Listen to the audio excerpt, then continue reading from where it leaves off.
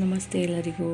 ನಾನು ವರಮಹಾಲಕ್ಷ್ಮಿ ಹಬ್ಬಕ್ಕೆ ಒಂದಿನ ಮುಂಚೆ ಅಂದರೆ ಗುರುವಾರ ದೇವರಿಗೆ ಬೇಕಾಗಿರುವಂಥದ್ದು, ದೇವರಿಗೆ ಸೀರೆ ಉಡ್ಸೋಕ್ಕೆ ಬಿಂದಿಗೆ ಆಗಿರ್ಬೋದು, ಅದರದ್ದು ಕಡ್ಡಿ ಆಗಿರ್ಬೋದು, ಪ್ರತಿಯೊಂದನ್ನು ಕಳಶದ್ದಾಗಿರ್ಬೋದು, ದೀಪಗಳಾಗಿರ್ಬೋದು, ಎಲ್ಲ ಪ್ರತಿಯೊಂದನ್ನು ರೆಡಿ ಇಟ್ಕೊಂಡಿದ್ದೆ.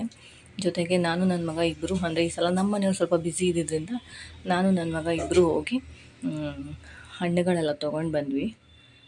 ಆಮೇಲೆ ನಾನು ಸೀರೆ ಉಡಿಸ್ಬಿಡೋಣ ಕಳ್ಸೋಕ್ಕೆ ಅಂತ ಹೇಳಿ ಅದನ್ನು ರೆಡಿ ಮಾಡಿಕೊಂಡು ಸೀರೆ ಉಡಿಸ್ದೆ.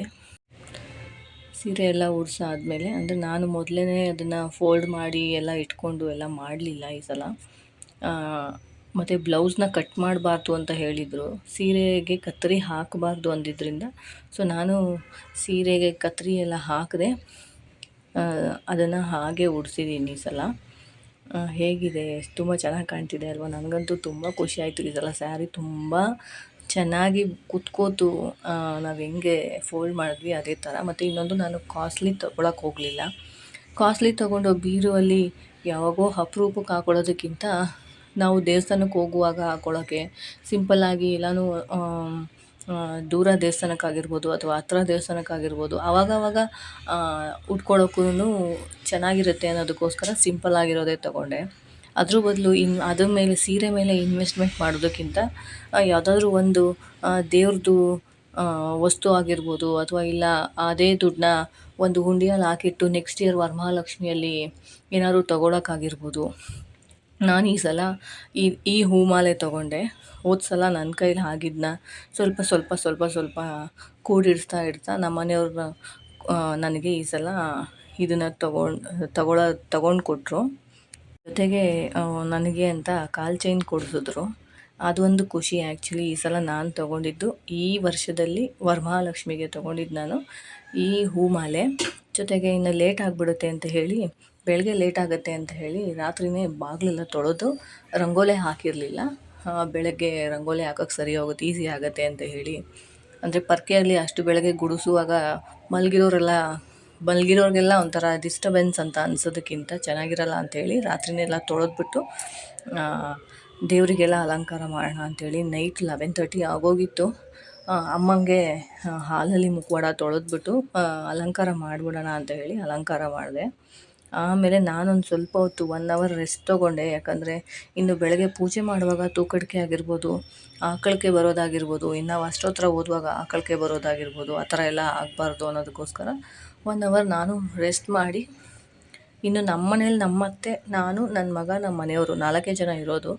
ಸೊ ನನಗೆ ನಮ್ಮ ಅತ್ತೆಗೆ ಏಜ್ ಆಗಿರೋದ್ರಿಂದ ಅವರು ಸ್ವಲ್ಪ ಹೆಲ್ಪ್ ಮಾಡಲ್ಲ. ಮೊದಲೆಲ್ಲ ಹೆಲ್ಪ್ ಮಾಡ್ತಿದ್ರು, ಅಂದರೆ ರವೆ ಉಂಡೆ ಕರ್ಜಿಕಾಯಿ ಎಲ್ಲ ಮಾಡ್ಕೊಳಕ್ಕೆ ಹೆಲ್ಪ್ ಮಾಡ್ತಿದ್ರು. ಬಟ್ ಇವಾಗ ನಾನು ಒಬ್ಬಳೇ ಎಲ್ಲ ರೆಡಿ ಮಾಡ್ಕೋಬೇಕು. ಅದರಿಂದ ನಾನು ಆಚೆ ಅಂಗಡಿನೂ ನಮ್ಮ ಮನೆಯವ್ರಿಗೆ ಸಪೋರ್ಟ್ ಮಾಡಬೇಕು ಅನ್ನೋದಕ್ಕೋಸ್ಕರ ನಾನು ಈ ಸಲ ಏನೂ ಮಾಡ್ಕೊಳ್ಳಿಲ್ಲ. ಬರೀ ಹಣ್ಣುಗಳು ತೊಗೊಂಡು ಬಂದು ಹಾಲನ್ನ ನೈವೇದ್ಯಕ್ಕಿಟ್ಟು ಸ್ವಲ್ಪ ಸಜ್ಜಿಗೆ ಮಾಡಿ ನೈವೇದ್ಯ ಮಾಡಿಕೊಂಡೆ. ಬೇರೆ ಏನೂ ಮಾಡ್ಕೊಳಕ್ಕೆ ಹೋಗಲಿಲ್ಲ. ಇನ್ನು ಮಾಮೂಲಿ ಅಡುಗೆಗಳಲ್ಲಿ ಒಬ್ಬಟ್ಟಾಗಿರ್ಬೋದು, ಒಬ್ಬಟ್ಟು ಸಾರು ಎಲ್ಲರ ಮನೇಲೂ ಸೇಮ್ ಏನಿದೆ ಅದೇ ಮಾಡ್ತೀನಿ. ಹೊಸ್ದಾಗಿ ಸಪ್ರೇಟಾಗಿ ಎಲ್ಲ ಏನೂ ಮಾಡೋಕ್ಕೋಗಲ್ಲ. ಇನ್ನು ಹಬ್ಬಗಳಲ್ಲಿ ಅದು ಇದು ಅಂತಲೇ ಆಗೋಗಿರುತ್ತೆ. ಹೊಟ್ಟೆ ಹಸಿವು ಕೂಡ ಗೊತ್ತಾಗೋದಿಲ್ಲ. ನೋಡಿ, ನಾನು ಮುಖವಾಡಕ್ಕೆ ಒಂಚೂರು ಐಲೈನರ್ ಕೊಟ್ಟು ಒಂಚೂರು ದೃಷ್ಟಿ ಕೊಟ್ಟು ಇಟ್ಟ ತಕ್ಷಣ ಎಷ್ಟು ಲಕ್ಷಣವಾಗಿ ಕಾಣ್ತಾ ಇತ್ತಂದರೆ ನನಗಂತೂ ಮತ್ತು ಪದೇ ನೋಡ್ತಾನೆ ಇರಬೇಕು ಅಮ್ಮನ್ನ ಅಂತ ಅನ್ನಿಸ್ತಾನೇ ಇತ್ತು. ಮತ್ತು ತುಂಬ ಖುಷಿಯಾಯಿತು ನನಗಂತೂ. ಇನ್ನು ಹೆಣ್ಮಕ್ಳಿಗೆ ಹಬ್ಬ ಅಂದ್ರೇ ಒಂಥರ ಸಂಭ್ರಮ, ಸಂತೋಷ, ಖುಷಿ, ಎಲ್ಲಿಲ್ಲದೆ ಇರೋ ಎನರ್ಜಿ ಎಲ್ಲ ಆವಾಗ ಬಂದಿರುತ್ತೆ ನಾವು ಮಾಡಬೇಕು ಅಂತ. ಇನ್ನು ನೋಡಿ, ನಾನು ಬೆಳಗಿನ ಜಾವ, ಅದೇ ನನ್ನ ನೈಟು ಹಾಕ್ಬಾರ್ದು, ಹಬ್ಬದ ದಿನವೇ ಹಾಕಬೇಕು ಅಂದ್ಬಿಟ್ಟು ಬೆಳಗಿನ ಜಾವ 12:30 ರಂಗೋಲಿ ಹಾಕಿ ರೆಡಿ ಮಾಡಿ ನಾನು ಸ್ವಲ್ಪ ರೆಸ್ಟ್ ತೊಗೊಂಡೆ. ಆಮೇಲೆ ನಾನು ವರಮಹಾಲಕ್ಷ್ಮಿ ವ್ರತದ್ದು ಕತೆ ಬುಕ್ ಏನಿದೆ ಅದನ್ನು ತೆಗೆದು ಅದರಲ್ಲಿ ಏನೇನು ಪ್ರೊಸೀಜರ್ ಇದೆ ಅದು ಎಲ್ಲನೂ ನಮಗೆ ಮಾಡೋಕ್ಕಾಗದೇ ಇದ್ದರೂ ನನಗೆ ಬರೋವಂಥ, ನಾನು ಯಾವಾಗೂ ಮಾಡುವಂಥ ಚಿಕ್ಕ ಪುಟ್ಟ ಶ್ಲೋಕಗಳಾಗಿರ್ಬೋದು, ಮತ್ತು ಅಷ್ಟೋತ್ತರ, ಸಹಸ್ರನಾಮ ಇದೆಲ್ಲ ಮಾಡಿ ಪೂಜೆ ಮುಗಿಸ್ದೆ. ಬೆಳಗ್ಗೆ 5:15 5:20 ನನ್ನ ಪೂಜೆ ಎಲ್ಲ ಮುಗಿದಿತ್ತು. ಇನ್ನು ಅಭಿಷೇಕನೂ, ಪಂಚಾಮೃತ ಅಭಿಷೇಕ ಮಾಡೋಣ ಅಂದ್ಕೊಂಡಿದ್ದೆ, ಅದನ್ನು ಕೂಡ ಮಾಡಿ ನೈವೇದ್ಯಕ್ಕೆ ಸಜ್ಜಿಗೆ ಮಾಡ್ಕೊಂಡಿದ್ದೆ ಸ್ವಲ್ಪ. ಸೊ ನೈವೇದ್ಯ ಮಾಡಿ ಪೂಜೆ ಮುಗಿಸ್ದೆ. ಇನ್ನು ನಾನು ಮುಖವಾಡ ಇಟ್ಟಾಗ ಸ್ವಲ್ಪ ಮೇಲ್ಗಡೆ ನೋಡೋ ಥರ ಇತ್ತು. ಅದಾದಮೇಲೆ ಅದು ಸ್ವಲ್ಪ ತಿರುಗಿದೆ ಅಂತ ಅನ್ನಿಸ್ತು ನನಗೆ. ಒಂದು ವೈಬ್ರೇಷನ್ ಅಂತ ಅನ್ನಿಸ್ತು, ಒಂದು ಗುಡ್ ವೈಬ್ಸ್ ಅಂತ ಅನ್ನಿಸ್ತು, ನಮ್ಮನ್ನು ನೋಡ್ತಿರೋ ಥರ ಅಂತ ಅನ್ನಿಸ್ತು ಅಮ್ಮ. ಸೊ ಅಷ್ಟೊತ್ತರ ಎಲ್ಲ ಮಾಡಿ ಗಣೇಶನಿಗೆ ಗರಿಕೆ ಇಟ್ಟು ಪೂಜೆ ಮುಗಿಸಿ ಎಲ್ಲ ಮಾಡಿ ಏನೋ ಒಂಥರ ಹ್ಯಾಪಿ ಫೀಲಿಂಗ್, ಬ್ಲೆಸ್ಡ್ ಫೀಲಿಂಗ್ ಅಂತಲೇ ಹೇಳ್ಬೋದು. ನಮ್ಮ ಮನೇಲಿ ಇದೇ ಥರ ಸಿಂಪಲ್ಲಾಗಿ ದೇವ್ರ ಮನೆಯಲ್ಲೇ ಮಾಡೋದು. ಸೊ ಆಚೆಗಡೆ ಮಾಡೋಕ್ಕೆ ನಮ್ಮ ಹಾಲು ತುಂಬ ಚಿಕ್ಕದು. ಸೊ ಬರೋರು ಕೂತ್ಕೊಳ್ಳೋಕ್ಕೆಲ್ಲ ಆಗೋದಿಲ್ಲ. ಸೊ ಅದಕ್ಕೆ ದೇವ್ರ ಮನೆಯಲ್ಲೇ ನಾನು ಎಷ್ಟಾಗುತ್ತೆ ಅಷ್ಟು ಮಾತ್ರ ನಾನು ಮಾಡ್ತೀನಿ ಸಿಂಪಲ್ಲಾಗಿ. ಇನ್ನು 7:30 ಅಷ್ಟೊತ್ತಿಗೆ ಮನೆಯಲ್ಲಿ ಎಲ್ಲರನ್ನೂ ಎಬ್ಬರಿಸಿ ಅವರಿಗೆಲ್ಲ ಮಂಗಳಾರತಿ ಕೊಟ್ಟು ಪೂಜೆ ಮುಗಿಸ್ದೆ. ಅದಾದಮೇಲೆ ನಮ್ಮ ಅಂಕಲ್ ಮನೆಯಲ್ಲಿ, ಅಂದರೆ ಅವ್ರ ಮನೇಲಿ ಯಾರೂ ಹೆಣ್ಮಕ್ಳು ಇಲ್ಲದೇ ಇರೋದ್ರಿಂದ ನಾನೇ ಹೋಗಿ ಅವ್ರ ಮನೆಯಲ್ಲಿ ರಂಗೋಲಿ ಹಾಕ್ಕೊಟ್ಬಿಟ್ಟು ಕಡ್ಡಿ ಹಚ್ಕೊಟ್ಬಿಟ್ಟು ಬಂದೆ. ಸೊ ಅವ್ರಿಗೂ ಒಂದು ಗುಡ್ ಫೀಲಿಂಗ್. ನಾನು ಯಾವಾಗೂ ಹಬ್ಬದಲ್ಲಿ ಹೋಗ್ತೀನಿ ಅನ್ನೋದೇ ಅವ್ರಿಗೆ ಖುಷಿ. ಮತ್ತು ಇನ್ನು ನಮ್ಮ ಮನೆ ಮಹಾಲಕ್ಷ್ಮಿ ನಿಮಗೂ ಎಲ್ಲರಿಗೂ ಒಳ್ಳೇದು ಮಾಡಲಿ. ಮತ್ತು ತುಂಬ ಹ್ಯಾಪಿಯೆಸ್ಟ್ ಟೈಮ್ ಅಂತಲೇ ಹೇಳ್ಬೋದು. ಅದು ಹಿಂಗೆ ದಿನ ಕಳೆಯುತ್ತೆ ಅಂತಲೇ ಹೇಳೋಕ್ಕಾಗಲ್ಲ.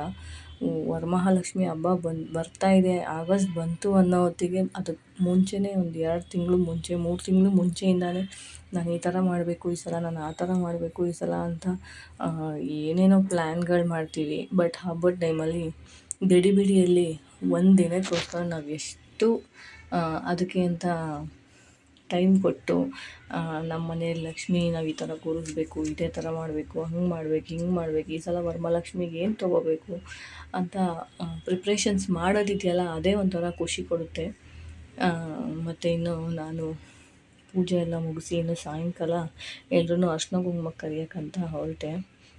ಬೆಳಗ್ಗೆ ಹಾರ ಹಾಕಿರಲಿಲ್ಲ ದೇವರಿಗೆ. ನಮ್ಮ ಮನೆಯವರು ಸ್ನಾನ ಮಾಡ್ಕೊಂಡು ಪೂಜೆ ಮಾಡುವಾಗ ಹಾಕ್ತಾರೆ ಅಂತ ಅಂದ್ಬಿಟ್ಟು ನಾನು ಹಾಗೆ ಇಟ್ಟಿದ್ದೆ. ಸ್ವಲ್ಪ ಖುಷಿ, ತುಂಬ ಖುಷಿ, ಸ್ವಲ್ಪ ಅಲ್ಲ ತುಂಬಾ ಖುಷಿ ಆಯಿತು.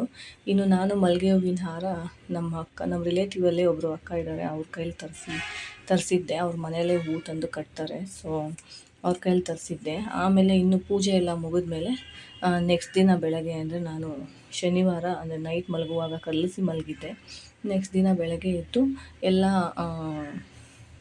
ದೇವ್ರದ್ದು ಏನು ವಸ್ತುಗಳಿದೆ ಅದನ್ನೆಲ್ಲ ತೆಗೆದು ನೋಡಿ ನಾನು ಹೆಂಗೆ ಅಲಂಕಾರ ಮಾಡಿದ್ದೆ ಅದೇ ಥರ ಅದೇ ಅಲಂಕಾರದಲ್ಲಿ ಹಾಗೆ ಎತ್ತಿ ಒಂದು ಕೆಂಪು ವಸ್ತ್ರದಲ್ಲಿ ಸುತ್ತಿ ಎತ್ತಿಡ್ತೀನಿ. ನೆಕ್ಸ್ಟ್ ಇಯರ್ ನಾನು ವರಮಹಾಲಕ್ಷ್ಮಿ ಹಬ್ಬದ ದಿನವೇ ಅದನ್ನು ತೆಗಿಯೋದು. ತೆಗ್ದಾಗ ಕೂಡ ಒಂದು ಚೂರು ಕಳೆ ಕಮ್ಮಿ ಆಗಿರಲ್ಲ. ನೀವು ಲಾಸ್ಟ್ ವೀಡಿಯೋದಲ್ಲಿ ಒಂದು ಮಿನಿ ವ್ಲಾಗ್ ಹಾಕಿದ್ದೀನಿ, ಅದರಲ್ಲಿ ನೀವು ನೋಡ್ಬೋದು. ನಾನು ಹೋದ ವರ್ಷ ಇಟ್ಟಿದ್ದು ಲಕ್ಷ್ಮಿ ಮುಖವಾಡ ಏನಿತ್ತು ಅದರಲ್ಲೂ ಅಲಂಕಾರ ಹಾಗೆ ಇತ್ತು. ಈ ಸಲವೂ ಅಷ್ಟೇ, ನಾನು ಪ್ರತಿ ವರ್ಷವೂ ಅಷ್ಟೇ. ಇದು ನಂದು 7ನೇ ವರ್ಷದ ವರಮಹಾಲಕ್ಷ್ಮಿ ಹಬ್ಬ ನಾನು ಈ ಸಲ ಆಚರಿಸಿರೋದು. ನನಗೆ ತುಂಬ ಖುಷಿ ಇದೆ. ಪ್ರತಿ ವರ್ಷ ಒಂದು ಸ್ಟೆಪ್ಪು ನಾವು ಮೇಲೆ ಹೋಗಬೇಕು ಅನ್ನೋದು ನಮ್ಮ ಆಸೆ ಇರುತ್ತೆ. ಸೊ ಅದೇ ಥರ ದೇವಿ ನಮಗೆ ಅನುಗ್ರಹ ಮಾಡಿದ್ದಾಳೆ. ನನಗೆ ಅದೇ ಖುಷಿ. ಈ ಸಲ ನಾನು ಯೂಟ್ಯೂಬ್ ಚಾನಲ್ ಕೂಡ ಸ್ಟಾರ್ಟ್ ಮಾಡಿದ್ದೀನಿ. ನನ್ನ ಲೈಫ್ ಸ್ಟೈಲ್ ಹೀಗಿದೆ, ನಾನು ಇದೇ ಥರ ಇರೋದು, ನಮ್ಮ ಸಿಂಪಲ್ ಲೈಫ್ ಏನಿದೆ ಅದನ್ನು ಶೇರ್ ಮಾಡ್ಕೊಳ್ಳೋಣ ಅಂತ ಅನ್ನಿಸ್ತು. ಸೊ ಅದರಿಂದ ಸ್ಟಾರ್ಟ್ ಮಾಡಿದೆ. ಇನ್ನು ನಮ್ಮನೆ ವರಮಹಾಲಕ್ಷ್ಮಿ ಎಲ್ಲರಿಗೂ ಒಳ್ಳೇದು ಮಾಡಲಿ. ನೋಡ್ತಾ ಇರೋರಿಗೆ ಇನ್ನೂ ಸಬ್ಸ್ಕ್ರೈಬ್ ಮಾಡಿ. Thank you.